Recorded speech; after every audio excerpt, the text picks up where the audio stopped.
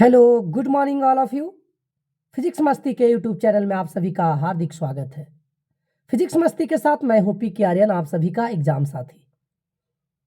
मेरे प्यारे साथियों, आज मैं क्लास 12th के बहुत ही महत्वपूर्ण सेशन लेके आया हूं, जहां से हमारे बोर्ड एग्जाम में प्रश्न पूछे जाएंगे। आइए हम अपनी सेशन की शुरुआत करने से पहले एक कोटेशन की शुरुआत करते हैं। आप स्लाइड में देख रहे होंगे, बहुत अच्छे ढंग से पहचान रहे होंगे। विश्व प्रसिद्ध व्यक्ति रहे डॉक्टर एपीजे अब्दुल कलाम, जिनका एक स्टेटमेंट है, सपने वे नहीं जो हम सोते समय देखते हैं, सपने वे नहीं जो हम सोते समय देखते हैं, सपने वे हैं जो हमें सोने नहीं देते हैं, सोने नहीं देते हैं। आइए हम इस स्टेटमेंट के साथ हम अपने प्रश्न की शुरुआत करते।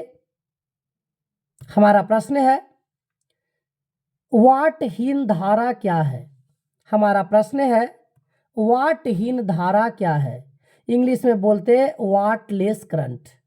कहता है, धारा का वह अवयव जिसके द्वारा परिपथ में व्यतीत शक्ति का मान शून्य के बराबर होती है, वाटहीन धारा कहलाता है।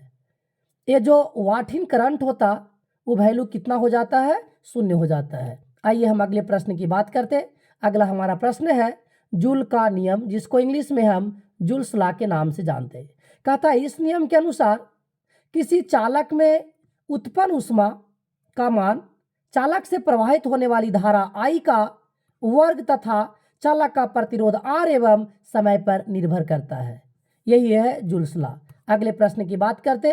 अच्छा, यहाँ पर अगर मैं एक बात आपको बताऊं तो यहाँ एक इक्वेशन याद रखिएगा, H equal to I square R T, H equal to I square R T, जो जूल्स लॉ के लिए दिया गया है। आइए हम अगले प्रश्न की बात करते। अगला हमारा प्रश्न है, पूर्ण आंतरिक प्रवर्तन क्या है? यहाँ से बहुत इंपॉर्टेंट सवाल पूछे जाते हैं कि पूर्ण आंतरिक प्रवर्तन क्या है, इसके शर्त को लिखिए। जब आपतन कोण का मान क्रांतिक कोण के मान के बराबर हो जाती है तो आपतित किरण विरल माध्यम में गमन नहीं कर पाती तथा सतह से टकराकर पुनः उसी माध्यम में लौट जाती है। यह घटना पूर्ण आंतरिक प्रवर्तन कहलाता है। आइए हम अगले प्रश्न की बात करते। अगला हमारा प्रश्न है, चुंबक की अच्छी स्थिति से आप क्या समझते हैं? कहता है, किसी चुंबक के चारों ओर उसका अपना चुंबकीय क्षेत्र होता है और उस क्षेत्र में चुंबक के सापेक्ष दो विशिष्ट बिंदुओं की स्थितियों को मानक स्थितियां कहा जाता है। इनमें एक ही स्थिति चुंबक के अक्ष पर होती है, जिसे हम अच्छी स्थिति कहते हैं। आइए हम अगले प्रश्न की बात करते। अगला हमारा प्रश्न है, चुंबकीय फ्लक्स की परिभाषा एवं एसआई मात्रक लिखे। कहता है, एक समान चुंबकीय क्षेत्र में चुंबकीय प्रेरण तथा अल्पांश क्षेत्र सदिश के अदिश गुणनफल को चुंबकीय फ्लक्स कहा जाता है। सर, सदिश का दो प्रकार के गुणनफल है, आपको पता होना चाहिए। एक का नाम है क्रॉस प्रोडक्ट सदिश गुणनफल और दूसरा का नाम है डॉट प्रोडक्ट, जिसको अदिश गुणनफल बोलते हैं। तो यहाँ पे कैसा गुणनफल है? तो अदिश गुणनफल है। अगर डॉट को हटाएंगे तो कॉस थीटा इसमें आएगा, तो हो जाएगा B D A cos theta. इसका जो मात्रक होता वो क्या होता? वेबर होता। कभी सवाल पूछे कि चुंबकीय फ्लक्स की जो मात्रक होती क्या होती, तो वेबर होती, जिसको डब्ल्यू वी से हम लोग लिखते हैं। आइए अगले प्रश्न की बात करते हैं। चुंबकीय घूर्णन को परिभाषित करें एवं इसकी इकाई एवं बीमा को लिखें। सर, चुंबकीय घूर्णन क्या है, इसका एसआई मात्रक क्या है और इसका डायमेंशन क्या है, इसे हमें बताना है। कहता है, किसी चुंबक के ध्रुव प्रावल्य, प्रावल्य बोले तो स्ट्रेंथ को बोलते हैं हम, एवं चुंबकीय लंबाई मैग्नेटिक लेंथ को बोलते हैं। इसके गुणनफल जो होता उसी को हम लोग चुंबकीय घूर्णन बोलेंगे, हम लोग इंग्लिश में मैग्नेटिक मोमेंट बोलेंगे। सर, इसका जो फार्मूला होता capital M equal to small M into 2L, ये कैसा है? तो अदिश राशि है। इसका मात्रक एम्पियर मीटर स्क्वायर होता, m0 L2A होता है इसका डायमेंशन। आइए हम अगले प्रश्न की बात करते। अगला हमारा प्रश्न है, क्रांति कोण किसे कहते हैं? कहता है, आपतन कोण का वह खास मान जिसके लिए अपवर्तन कोण 90 डिग्री के बराबर हो जाती है, उसी को हम लोग क्रांतिक कोण के नाम से जानेंगे। अंग्रेजी में क्रिटिकल एंगल के नाम से हम लोग जानेंगे। यहाँ क्रांति हो गया क्रांतिक कोण। वही कह रहा, the angle of incidence When the angle of refraction is 90 and there is change from just refractive to total internal reflection is called critical angle. आइए हम अगले प्रश्न की बात करते। अगला हमारा प्रश्न है विद्युत आवेश के दो मौलिक गुणों को लिखे। देखिएगा यहाँ पर अंग्रेजी में कुछ फॉल्ट है, अंग्रेजी को आप ध्यान नहीं देंगे, अंग्रेजी में कोई दिक्कत हुई है, टाइपिंग एरर हो गई है।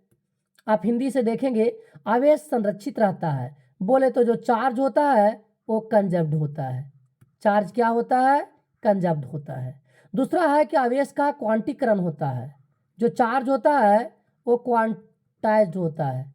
क्या होता है? क्वांटाइज्ड, क्वांटीकृत, जिसमें हम फार्मूला ही पढ़ते Q इक्वल टू एन। और जो वैल्यू आएगा Q का वो कैसा आएगा? तो 1.6 के मल्टीपल में 1.6 आएगा, 3.2 आएगा, 4.8 आएगा। सीधा सीधी अगर बोले तो 16 हमको टेबल 16 का पहाड़ा पढ़ते जाना है। जिसके का टेबल में वो आएगा वो सारे चार्ज पॉसिबल होंगे, जो इसके का टेबल में नहीं आएगा वो चार्ज पॉसिबल नहीं होगा। जैसे 4.5 दे देगा तो ये पॉसिबल नहीं होगा। आइए हम अगले प्रश्न की बात करते हैं। अगला हमारा प्रश्न है धारा घनत्व क्या है? किसी चालक के धारा घनत्व को चालक के इकाई अनुप्रस्थ काट के क्षेत्रफल से प्रवाहित होने वाली धारा के रूप में परिभाषित किया गया है। थोड़ा इधर हो गया, परिभाषित किया गया है। इसका जो फार्मूला होता J इक्वल टू आई बट्टा ए। क्या होता? J इक्वल टू आई बट्टा ए। आई इक्वल टू होता NEA/VD। इसमें अगर देखें हम वैल्यू को तो J इक्वल टू आई के जगह पर हम रख सकते NEA/VD और बाई में ए है। ए से कैंसिल होगा, हमारा वैल्यू आएगा NEVD। क्या आएगा? NEVD। इसका अगर मात्रक पूछता तो एम्पियर मीटर -2 यानी एम्पियर पर मीटर स्क्वायर, और होता IL-2 ampere per metre square होता और IL-2 होता। आइए हम अपने सेशन को आज यहीं समाप्त करते। अगर हमारा सेशन आपको अच्छा लगा हो तो आप लाइक कमेंट और शेयर जरूर करें, और अगर हमारे चैनल को आप सब्सक्राइब नहीं किए तो सब्सक्राइब करें ताकि आपको नियत समय तक हमारे महत्वपूर्ण टॉपिक आप तक पहुंचते रहे। धन्यवाद।